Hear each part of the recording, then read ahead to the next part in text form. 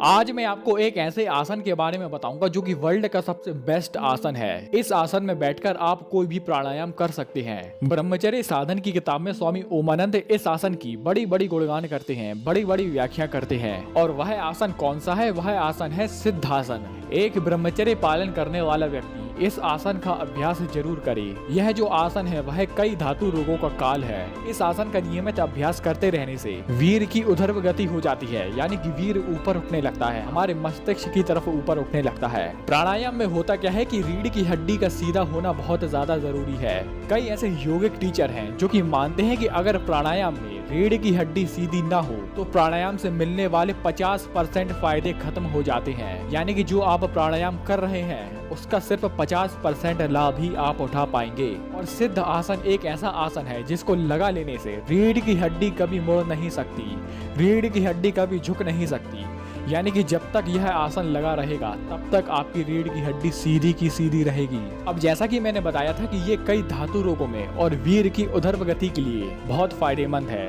अब ऐसा नहीं है कि सिर्फ इसी आसन का अभ्यास करके आप धातु रोग नष्ट कर लेंगे या इसी आसन का अभ्यास करके आप वीर की ऊर्ध्व गति कर लेंगे। ये एक सपोर्टिव रोल की तरह काम करता है, लेकिन इसमें मेन चीज है वो आपका ध्यान है, वो आपका प्राणायाम है। और न केवल इसके यही फायदे होते हैं बल्कि इसके कई अन्य सारे फायदे भी होते हैं। जैसे कि स्वामी ओमानंद कहते हैं कि इसका अभ्यास करते रहने से, इसका नियमित अभ्यास करते रहने से हमारी पाचन शक्ति बढ़ती है।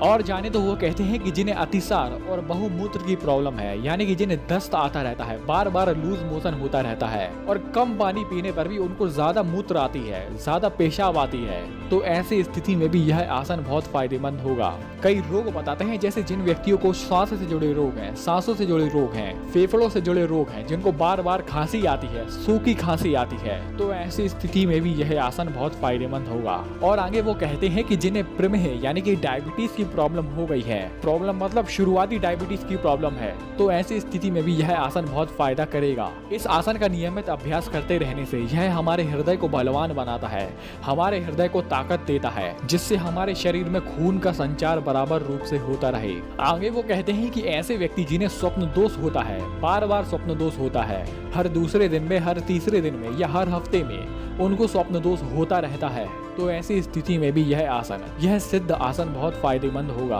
प्राणायाम करते समय कई लोगों का होता क्या है कि वो प्राणायाम तो करते हैं लेकिन उनका मन कहीं दूर हो जाता है, यानी कि प्राणायाम के साथ ध्यान की कमी होना। ऐसी स्थिति में हम सिर्फ क्रिया कह सकते हैं, यानी कि वो अनुलोम विलोम कर रहा है और उसका ध्यान और कहीं है, दूसरी जगह है, तब हम ऐसा कह सकते हैं कि वो सिर्फ सांसों की क्रिया कर रहा है। तो ऐसी स्थिति में अगर ध्यान को एकाग्र करना है, ध्यान को एक चित्त करना है, तो ऐसी स्थिति में सिद्ध आसन के साथ ध्यान मुद्रा लगाना बहुत फायदेमंद होगा। इससे होता क्या है कि आपका ध्यान एक चित्त हो जाएगा, मन वश में आ जाएगा और इसका नियमित अभ्यास करते रहने से मन एकदम शांत होने लगता है। जो भी आपके मन में सुबह उठते ही खटपट खटपट खटपट खटपट चल रही है, वो लालच धीरे धीरे धीरे धीरे शांत होने लगती है। इसलिए अगर आपको प्राणायाम में सफल होना है, प्राणायाम में सिद्धि प्राप्त करनी है, तो सिद्ध आसन का अभ्यास जरूर करें। इसका अभ्यास न केवल ब्रह्मचारी कर सकता है, न केवल प्राणायाम करने वाला व्यक्ति कर सकता है, बल्कि इसका अभ्यास नॉर्मल इंसान भी कर सकता है। वैसे प्राणायाम तो सभी के लिए बताया गया है, हालांकि व्यायाम में कुछ ऐसी बातों का निषेध होता है, ऐसे व्यक्ति व्यायाम नहीं कर सकते, लेकिन प्राणायाम तो ऐसी चीज है जिसको सभी को करना चाहिए। जैसे कि हम रोज सांस ले रहे हैं, इसलिए हमें रोज प्राणायाम भी करना चाहिए।